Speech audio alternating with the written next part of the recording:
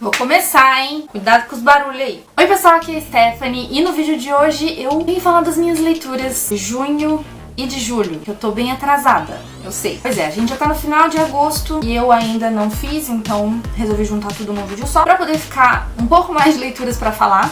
Eu não quero nem ver, já vou soltar aqui um spoiler, porque eu não quero nem ver como é que vai ser agosto, né? Já que eu não tô lendo nada. Aguardem pelo flop que vai ser agosto. Vamos começar logo, senão o vídeo vai ficar imenso. Então, pra começar junho, eu li Maré Congelada, da Morgan Rhodes. Esse é o quarto livro da série, A Queda dos Reinos. Vocês sabem que eu recentemente autografei um livro com a Morgan Rhodes, né? Eu autografei o último livro da série, que eu comprei justamente pra poder autografar com ela lá na Flipop. Então eu não tenho nenhum dos outros aqui. Bom, o que eu achei desse livro? Acho que a série... A Queda dos Reinos, ela começa muito bem, eu gostei bastante, assim, mas gostei do primeiro livro, gostei muito do segundo livro, achei que deu uma, assim, aumentou muito o nível. Chegou no terceiro, eu não achei tão legal, achei que foi ok, e esse quarto também eu acho que manteve, assim, tudo muito ok. Então eu acho que a série, ela caiu meio que ali num marasmo, assim, sabe? Em que as coisas não estão evoluindo tanto quanto eu gostaria. Então eu tô esperando por grandes acontecimentos que eu acho que mesmo quando a autora tenta colocar, ainda assim, não fica aquela coisa, assim, que realmente me choca, me impressiona, me deixa empolgada. Assim, vou continuar até o fim da série, porque eu realmente quero saber o fim dos personagens, né? Dos meus personagens favoritos, então eu vou continuar lendo, sim. Faltam mais 2 livros. Eu dei 3 estrelas de 5 estrelas para Maré Congelada. Depois de Maré Congelada, eu li um livro que eu já falei aqui no canal em vídeos anteriores, que foi A Nuvem, do Neil Shusterman. Esse aqui é o segundo livro da trilogia do Ceifador, né? Ele continua, então, a história que a gente conheceu no Ceifador. Eu achei, assim, um livro excelente, uma ótima continuação. Eu acho que ele evoluiu bem também a história, porque, na verdade, não é nem tanto, assim, uma evolução de história, mas assim, ele ampliou muito a história. Então, eu sabia que o Neil Shusterman ia fazer isso em algum ponto. Nada melhor do que fazer isso logo no segundo livro. Que geralmente o segundo livro de trilogia ou de série, mais de trilogia, né, tem aquela tendência a ser um livro mais parado, a ser um livro só pra encher linguiça e, como era de se esperar, com o Neil Shusterman isso nunca acontece. Esse livro não é nada parado, ele deixa as coisas assim maiores, ele coloca acontecimentos super grandiosos. A gente tem, né, o nome aqui do livro, A Nuvem, tem tudo a ver com a história, então eu não vou falar pra não dar spoilers, mas é muito legal. Eu achei que ele abordou um pouco mais alguns temas que eu tinha achado interessantes no primeiro livro, como religião. Ele aborda um pouco mais, ele fala com mais detalhes. Ele também fala mais sobre a corrupção dentro da Ceifa, ele fala sobre diversos assuntos. E continua com aquele mesmo debate de ética, né, sobre vida e morte, sobre qual é o sentido, né, da vida de pessoas que nunca morrem. Então tudo isso ele continua abordando aqui e tem um final, esse livro, que, meu Deus do céu, é uma frase, assim, sabe? Eu vi naquele jeito que acaba com uma frase que você fica tipo, hã? Eu dei 4 estrelas e meia pra A Nuvem. Em junho eu tava com a intenção de ler mais sequências, eu tava querendo pegar as sequências que eu tinha e ler logo, porque eu tenho muita série em andamento. Então esse ano, na verdade, eu tô tentando priorizar isso. Então, depois de A Nuvem, eu li Half Wild, da Sally Green. Esse é o segundo livro de uma trilogia que, se eu não me engano, chama Meia Vida. É uma trilogia que começa com o primeiro livro, Half Bad. E eu li esse primeiro livro faz bastante tempo, acho que foi em 2015. Esse segundo livro já estava aqui bastante tempo parado. Eu falei, não, esse ano eu preciso continuar essa trilogia e decidir de uma vez por todas se eu vou continuar ou não lendo. Eu falei de Half Wild em algum dos meus vlogs de leitura, né, enquanto eu estava lendo. Então, assim, eu já falei que eu não estava gostando tanto. E realmente, assim, ao terminar o livro, eu decidi que eu não vou continuar essa trilogia porque esse segundo livro é muito fraco. Eu acho que, independente de quanto tempo leve para um autor lançar uma sequência de série, de trilogia, se ele lança no ano seguinte ou se ele lança 5 anos depois, o autor ele precisa saber situar o leitor no mundo que ele criou, né? Ele precisa conseguir situar o leitor na história, porque senão a gente fica perdido. Foi exatamente o que aconteceu aqui em Half Wild. Eu fiquei muito perdida no começo, eu não tava entendendo nada, eu não tava entendendo quem eram os personagens, eu tava totalmente perdida. Então isso foi, assim, quase metade da história desse jeito. E foi muito difícil pra mim, então isso já foi um ponto super negativo. O enredo como um todo, eu achei, assim, que ele tenta ser grandioso, ele tenta ser bastante, sabe, assim, emocionante e tudo mais, só que eu acho que não conseguiu mesmo. Eu realmente não tava mais me importando com nada que tava acontecendo aqui. Tem um personagem só que eu ainda gosto muito, mas ele não é suficiente pra me fazer continuar lendo essa trilogia. Então eu resolvi parar por aqui e eu dei 2 estrelas pra Half-White. O último livro que eu li no mês de junho foi Tsugumi, da Banana Yoshimoto. Consegui falar certo de primeiro, olha só que coisa. Esse livro aqui foi o livro do Piquenique Literário de junho. Foi um livro que foi escolhido dentre outros livros de autores japoneses. Então, como o tema foi a imigração japonesa, né? Acho que os 100 anos da imigração, alguma coisa assim. Ele é uma história contemporânea. Ele até pode ser classificado como livro para jovens, por conta da protagonista, que é jovem, e também as pessoas, principais personagens também são todos ali adolescentes ou jovens. Ele é uma história que eu acho que, assim, ela pode falar muito profundamente com algumas pessoas e ela pode passar totalmente despercebida por outras pessoas.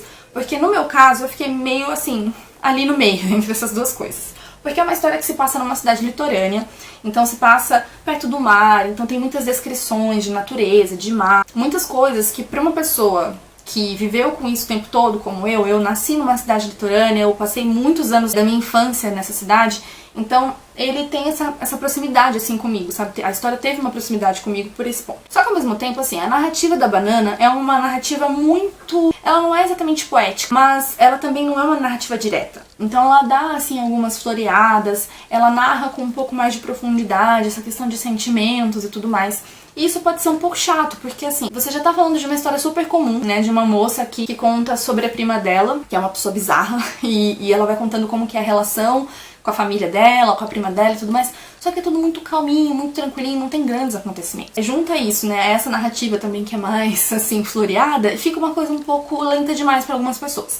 Então eu realmente senti isso, mas ao mesmo tempo também foi uma história que eu tive um pouco mais de proximidade por conta disso que eu falei. Então, no fim das contas, eu acabei dando uma nota média, né? Eu dei 3,5 estrelas pra ele, porque eu achei um livro bom, eu acho que algumas pessoas realmente vão se identificar com essa história, realmente vão gostar muito do livro, e outras vão ficar, tipo, ali no meio termo. E em julho eu acabei lendo um livro a mais do que junho, né? Junho eu consegui ler 4 livros, mas em julho eu acabei lendo 5, o que foi legal. E eu comecei lendo um livro curtinho também, o que me ajudou bastante, que foi O Vilarejo, do Rafael Montes. Esse livro eu li emprestado de um amigo meu, que gosta muito do Rafael Montes, gosta bastante das histórias dele. E assim, eu já tinha lido outros livros do Rafael, né? Eu li Dias Perfeitos, li Jantar Secreto, e agora O Vilarejo. Então pra mim, assim, dos que eu conheço dele só falta Suicidas. Então assim, posso dizer que de todos os que eu li, o que eu mais gostei foi O Vilarejo, sim. Porque, não só porque ele é um livro curto, porque é rápido de ler, porque eu acho que todos os livros do Rafael são, assim, tranquilos, não são livros que você fica empacando ali na leitura. Mas eu gostei muito por conta da temática, que é terror mesmo. Não é aquele tipo de suspense que o Rafael tá acostumado a fazer. Ele foi realmente pro lado do terror, pro lado do sobrenatural. Então eu achei bem interessante. Assim, o livro tem umas ilustrações no meio, coisa mais linda, são muito bonitas as ilustrações, tem tudo a ver com a história, então é até bom você não olhar muito as ilustrações antes de começar a ler, pra você não tomar nenhum spoiler.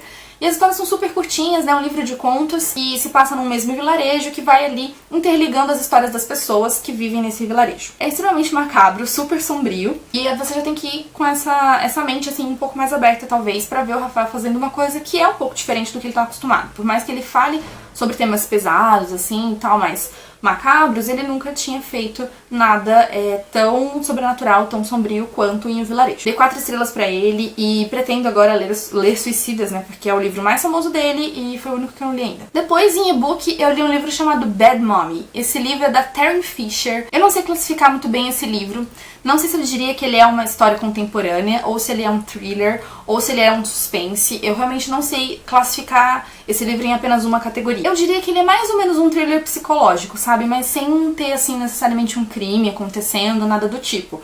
Ele é um livro mais psicológico mesmo. A história dele, resumidamente, vai falar sobre uma moça que é obcecada pela vida de outra mulher, que tem uma família, de certa forma, perfeita. Então essa moça meio que vai fazer de tudo pra ser amiga dessa moça, dessa outra moça que ela tem inveja. Ela vai fazer de tudo pra ficar perto dela e pra, de certa forma, começar a viver a vida dela também. Então, assim, as coisas começam super de boa, a gente sabe que vai dar algum problema no final, mas assim, no começo é tudo bem tranquilo, até fica meio até tediosa a leitura, tudo, mas aí quando as coisas começam a, tipo, dar errado, tipo, acontecer um monte de coisa estranha, o negócio fica extremamente bizarro. Eu achei muito legal o que a autora fez, principalmente em relação a mostrar toda a construção da personagem, como a obsessão dela vai aumentando cada vez mais conforme ela vai conseguindo alcançar pequenas coisas que ela tinha como objetivo em relação a essa outra mulher que ela tem inveja. Só que eu acho que assim, o livro tinha um potencial muito maior, entendeu? Pra ter coisas muito mais assim, bizarras.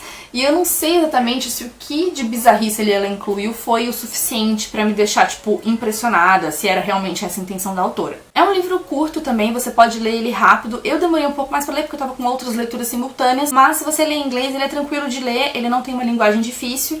E ele tem um final muito interessante. Eu até queria poder conversar sobre esse final, porque eu vi muita gente que não entendeu o final. Ele é um final um pouco ambíguo, mas tem um pouquinho de quebra da quarta parede. É um final diferente, é um final que a gente não costuma ver por aí, porque justamente ele deixa uma incógnita e você fica, tá, mas... né, você fica meio, será que isso aconteceu ou não?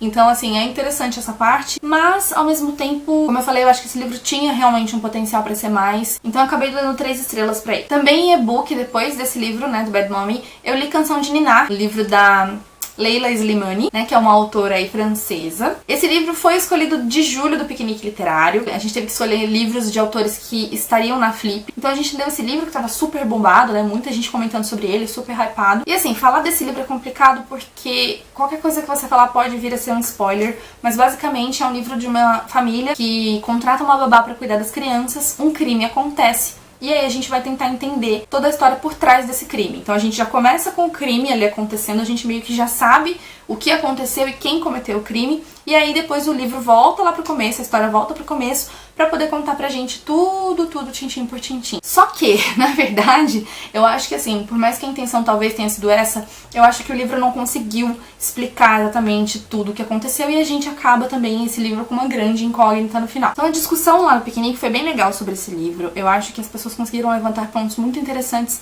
sobre maternidade, né? A gente falou muito sobre maternidade, a gente falou muito sobre família, realmente, como que é a dinâmica de uma família contemporânea, né? Pais que estão sempre trabalhando fora, que precisam deixar seus filhos com alguém, essa coisa da confiança, né? De você confiar numa pessoa pra ficar com seus filhos. Foi uma conversa que fluiu bastante, gostei bastante da conversa, dos temas que foram abordados lá. Mas não foi o suficiente pra me fazer mudar de opinião sobre o livro. Eu ainda achei o livro muito, assim, meio que mais do mesmo. Eu acho que ele não trouxe realmente muitas coisas surpreendentes. Eu pensei em várias coisas, assim, que poderiam acontecer, em várias reviravoltas que eu acho que seriam super inteligentes e que iriam pegar a gente de surpresa e tal. E no fim das contas não aconteceu nada daquilo que eu esperava e também não aconteceu quase nada. Então, no fim das contas, eu acabei dando 3 estrelas pra esse livro também. Aí, como eu falei, né, nesses últimos tempos eu tô tentando priorizar mais as leituras que são sequências de série, de trilogia e tudo mais. Então, os 2 últimos livros do mês foram livros de sequência, foram livros, na verdade, de encerramento de duologia. E o primeiro foi O Dueto Sombrio, da Victoria Schwab. Esse aqui é o livro da duologia Monstros da Violência. Então, esse é o livro que encerra aí a história criada lá no primeiro livro, que é a Melodia Feroz. Eu cheguei a gostar do primeiro livro, eu achei ele bom, só que aquela mesma coisa, sabe?